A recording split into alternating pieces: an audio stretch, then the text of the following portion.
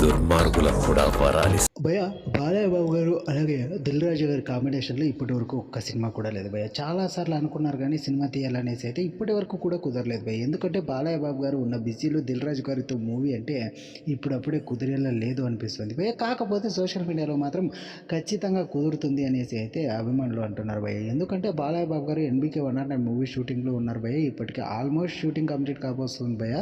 అంతేకాదు భయ్య, ఈ మూవీని దసరాకు ప్లాన్ చేశారని చాలా గాసిప్స్ అయితే వచ్చాయి భయ్య. ఇది ఎప్పుడు రిలీజ్ అవుతుంది అనేది క్లారిటీ లేదు, కానీ ఒకవేళ ఈ మూవీ కంప్లీట్ అయిన తర్వాత బాలయ్య బాబు గారు అలాగే బోయపాటి మూవీ ఒకటి ఉండబోతుంది. ఆ మూవీ తర్వాత ఖచ్చితంగా దిల్ రాజు గారి కాంబోలో ఒక మూవీ ఉండబోతుంది అనేసి అయితే సోషల్ మీడియాలో వార్తలు వస్తున్నాయి భయ్య.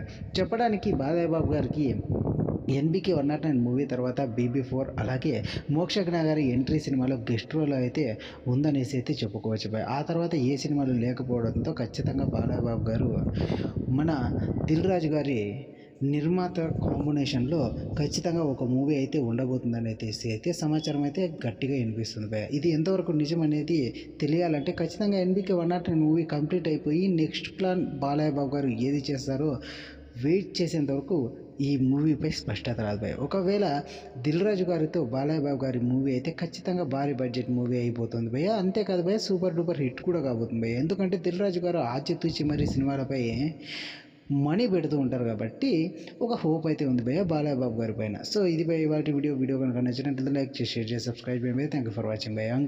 ఉంటాను భయ, ఇంకొన్ని వీడియోలతో మేము ముందుకు వస్తాను భయ.